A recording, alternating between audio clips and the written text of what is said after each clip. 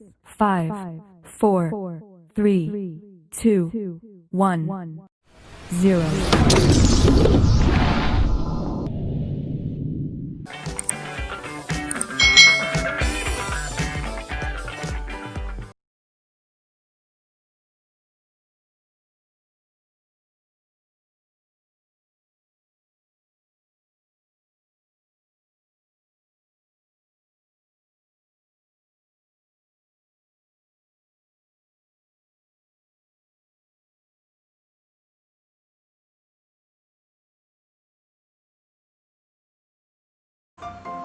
Apakah kamu pernah memperhatikan hewan berlari?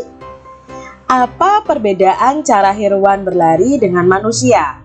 Mengapa makhluk hidup diberi keterampilan berlari? Untuk memahaminya, ayo kita pelajari sambil mempraktekannya. Pernahkah kamu memperhatikan gerak hewan? Ternyata hewan juga bergerak dengan gerakan lokomotor dan gerakan non-lokomotor. Apakah adik-adik masih ingat apa yang dimaksud dengan gerakan lokomotor dan gerakan non-lokomotor? Mari kita ingat bersama-sama lagi. Gerakan lokomotor adalah gerakan yang dilakukan untuk transportasi atau berpindah tempat. Jadi intinya gerakan lokomotor itu gerakan berpindah tempat. Contohnya adalah berjalan, berlari, melompat, dan berguling. Gerakan non-lokomotor adalah gerakan yang dilakukan oleh manusia dan ditandai tanpa adanya perpindahan tempat dari satu tempat ke tempat yang lain. Jadi gerakan non-lokomotor itu tidak ada perpindahan tempat. Itu bedanya antara gerakan lokomotor dan gerakan non-lokomotor.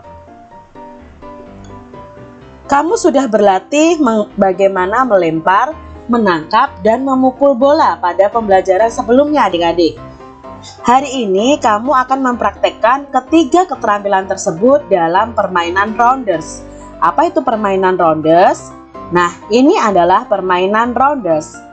Rounders adalah olahraga permainan yang memiliki peraturan hampir sama dengan permainan kasti. Kalau adik-adik pernah bermain kasti, nah rounders ini sama dengan kasti. Rounders memiliki teknik permainan yang sama dengan kasti, yaitu melempar, menangkap, dan memukul bola ditambah dengan keterampilan berlari dan menghindari sentuhan bola. Perbedaan rounders dan kasti adalah pada bentuk lapangannya saja. Lapangan rounders itu berbentuk segi 5 sama sisi. Jadi bentuknya seperti ini nih adik-adik. Masing-masing sisi panjangnya 15 meter. Jadi masing-masing sisi ini panjangnya 15 meter. Ditandai dengan 5 tempat hinggap yang disebut base. Jadi ini base ini adalah tempat hinggap dari base 1 sampai base 5 lagi. Setiap lapangan terdiri dari 5 base, yaitu base 1 sampai base 5. Peralatan yang digunakan untuk bermain rounders yang pertama adalah 5 tempat hinggap atau base yang terbuat dari keset. Masing-masing itu berukuran 40 x 40 cm. Lalu satu tempat untuk pelambung atau bowler, itu ukurannya sama seperti base tadi. Nah, kita juga membutuhkan kayu pemukul seperti pada kasti ya. Panjangnya 1 meter, garis tengahnya 7 cm untuk kayu pemukulnya. Panjang pegangannya 48 cm. Lalu bola yang kita pakai kelilingnya antara 19 sampai 22 cm. Beratnya 80 sampai 100 gram. Nah, ini tadi peralatan yang diperlukan untuk bermain dalam rounders. Nah, rounders sendiri itu dibagi menjadi 2 tim ya adik-adik, seperti kasti sama ya. Tim yang menjadi tim pemukul harus berusaha memukul bola di sini dan lalu lari ke base 1, ke base 2, ke base 3, ke base 4, ke base 5. Sampai di base 5 ini usahakan jangan sampai kalian tersentuh bola dari lawan kalian. Jika tersentuh bola dari lawan kalian, otomatis nanti timnya akan berganti ya. Yang awalnya jadi tim menjaga akan menjadi tim pemukul. Jadi permainan ini sangat mirip dengan kasti adik-adik. Jadi adik-adik bisa mempraktekannya dengan teman-teman kalian. Kamu telah mempelajari tentang pentingnya melestarikan hewan dan tumbuhan. Adakah yang dapat kamu lakukan untuk mempercepat perkembangan tumbuhan? Nah, kita ingat-ingat lagi adik-adik bahwa hewan dan tumbuhan itu mengalami perkembangan, mengalami pertumbuhan, dan mengalami perkembangbiakan untuk melestarikan jenisnya di alam. Kita akan belajar tentang perkembangbiakan tumbuhan baik secara generatif dan vegetatif. Apa itu perkembangbiakan generatif dan apa itu perkembangbiakan vegetatif? Kita akan pelajari bersama-sama. Yang pertama adalah perkembangbiakan generatif pada tumbuhan. Perkembangbiakan generatif terjadi pada tumbuhan berbiji dan melibatkan tumbuhan yang memiliki alat kelamin jantan dan alat kelamin betina pada tumbuhan tersebut. Proses perkembangbiakan generatif ini terjadi saat sel sperma dari benang sari bertemu dengan sel telur dalam bakal buah atau pada putik. Perkembangbiakan generatif itu terjadi pada tumbuhan berbiji karena nanti prosesnya akan melibatkan bakal buah yang akan tumbuh menjadi tanaman baru. Agar perkembangbiakan ini terjadi, maka bunga harus memiliki alat kelamin jantan berupa benang sari dan alat kelamin betina yaitu putik. Jadi ini adalah gambar benang sari ya adik-adik ya. Di sini ada benang sari, lalu di sini ada kepala putik. Jadi nanti ketika ada penyerbukan di sini bertemunya benang sari dan kepala putik, maka terjadi namanya perkembangbiakan pada tumbuhan. Namun tidak semua tumbuhan itu memiliki bagian yang lengkap, yaitu bunganya terdiri dari putik dan serbuk sari, karena ada jenis bunga yang lengkap dan ada jenis bunga yang tidak lengkap. Bunga lengkap terdiri dari putik dan benang sari yang terdapat pada satu pohon yang sama yang disebut dengan monoesis. Sedangkan bunga tidak lengkap berarti bunga jantan dan bunga betina ya ini berada di pohon yang berbeda yang disebut diesis. Jadi kalau bunga lengkap itu biasanya sel kelamin jantan dan kelamin betinanya itu ada di dalam satu bunga. Kalau bunga yang tidak lengkap itu putik dan benang sarinya tidak berada dalam satu bunga. Penyerbukan itu dapat dibantu oleh berbagai perantara. Jadi penyerbukan pada tumbuhan itu bisa dibantu melalui beberapa perantara. Karena tidak memiliki alat gerak yaitu tangan dan kaki, tumbuhan tidak bisa langsung melakukan perkembangbiakan generatif. Inilah sebabnya tumbuhan itu perlu dibantu oleh berbagai perantara untuk melakukan perkembangbiakan generatif dan menghasilkan buah atau tumbuhan baru. Setidaknya ada 4 perantara yang bisa membantu tumbuhan untuk melakukan perkembangbiakan generatif. Yang pertama adalah angin. Angin ini bisa membantu penyerbukan adik-adik. Penyerbukan dalam proses perkembangbiakan generatif pada tumbuhan bisa dibantu oleh angin sebagai perantara. Penyerbukan jenis ini biasanya terjadi pada bunga yang tidak mempunyai kelenjar madu dan tidak punya bunga. Tapi bunga ini punya serbuk sari yang dapat dengan mudah terbang karena tiupan angin. Seperti serbuk sari tertiup angin, nantinya serbuk sari bisa menempel pada putik ya, putik tumbuhan atau bunga lain.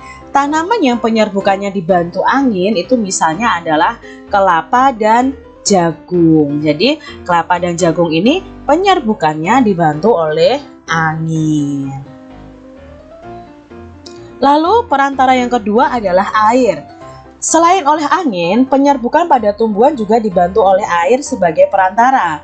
Biasanya air sebagai perantara penyerbukan pada perkembangbiakan generatif ini terjadi pada tumbuhan yang hidupnya ada di air atau habitatnya ada di air. Penyerbukan sendiri akan terjadi ketika hujan ya adik-adik ya. Di sini hujan turun dan serbuk sari terkena lalu terbawa oleh air hujan. Contoh tumbuhan yang perantaranya penyerbukannya menggunakan air adalah tanaman ganggang. Jadi ini tanaman yang berada di dalam air. Mereka penyerbukannya dibantu oleh air. Lalu ada penyerbukan yang dibantu oleh hewan. Adik-adik mengetahui bahwa serangga dan hewan lainnya itu sangat berperan dalam penyerbukan dan perkembangbiakan generatif pada tumbuhan. Penyerbukan yang dibantu oleh hewan terjadi pada bunga yang menarik menurut para hewan. Menarik bisa diartikan punya warna yang mencolok, punya kelenjar madu, beraroma khas, maupun ukuran yang besar. Ada berbagai tumbuhan yang penyerbukannya dibantu oleh hewan, seperti pepaya, jambu, jeruk. Sedangkan hewan yang banyak membantu penyerbukan adalah lebah, kupu-kupu, hingga kelelawar. Yang terakhir adalah perantaranya manusia. Manusia juga bisa membantu proses perkembangbiakan generatif. Penyerbukan yang dilakukan manusia disebut sebagai penyerbukan buatan atau antropogami. Proses ini disebut penyerbukan buatan karena perkembangbiakannya dilakukan dengan cara menempelkan serbuk sari dari bunga jantan dengan bunga betina. Biasanya proses ini dilakukan pada beberapa tanaman seperti anggrek. Jadi proses penyerbukan pada anggrek ini dibantu oleh manusia. Perkembangbiakan tumbuhan vegetatif. Nah, sekarang kita akan belajar yang vegetatif. Nah, vegetatif sendiri itu terbagi menjadi dua, yaitu vegetatif buatan dan vegetatif alami. Yuk kita pelajari adik-adik. Apa itu perkembangbiakan vegetatif buatan pada tumbuhan?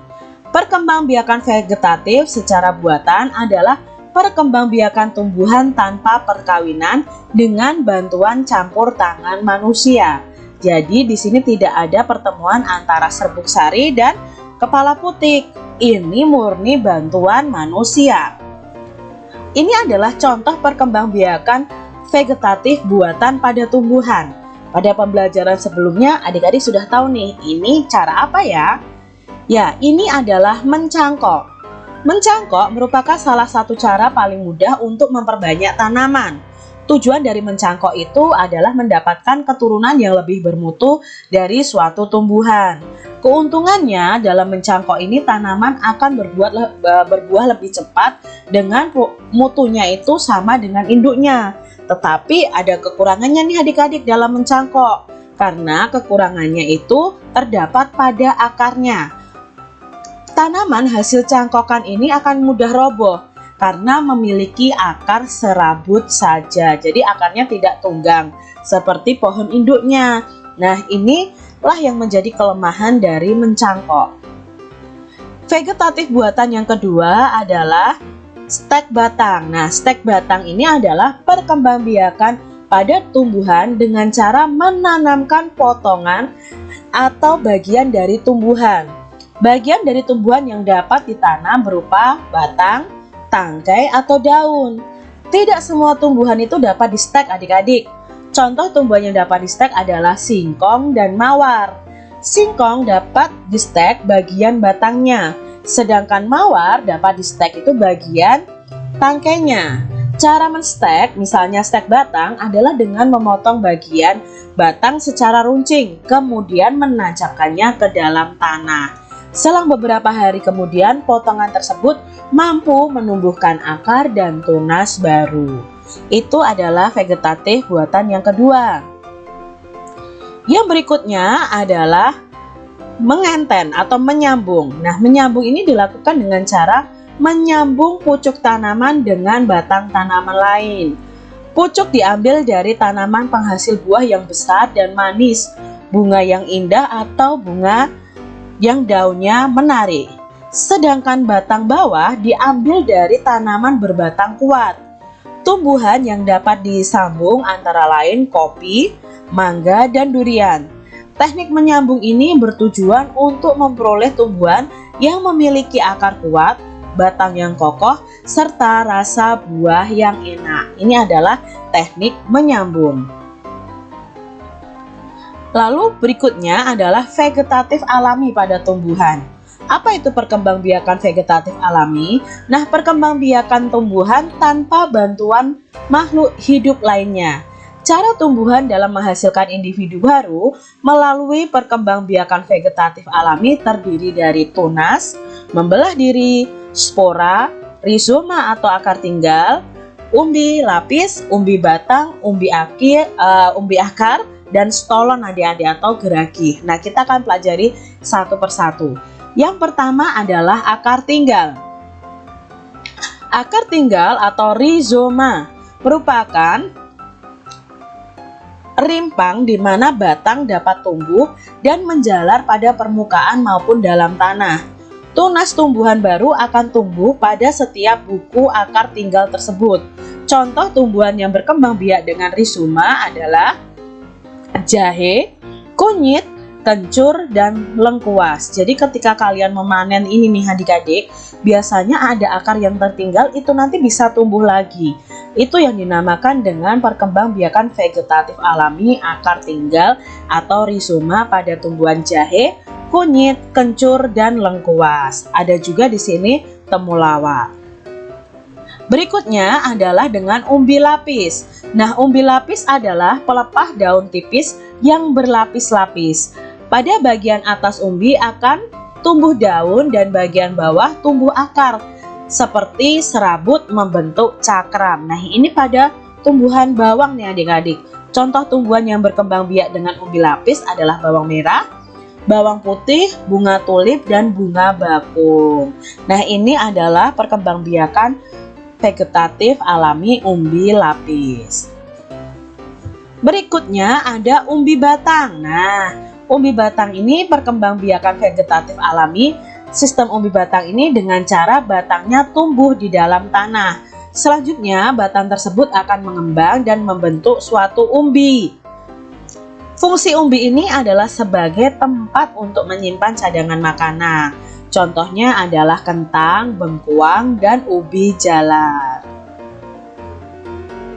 Berikutnya ada umbi akar nih adik-adik. Nah, umbi akar ini merupakan akar yang dijadikan tempat untuk cadangan makanannya. Contoh tumbuhan yang berkembang biak dengan umbi akar adalah singkong, wortel, lobak, dan tanaman dahlia. Perkembangbiakan vegetatif alami yang berikutnya adalah tunas adventif. Nah, tunas adventif adalah tunas yang tumbuh pada bagian tepi daun atau bagian akar. Contoh tumbuhan yang berkembang biak dengan tunas adventif adalah tanaman cocor bebek.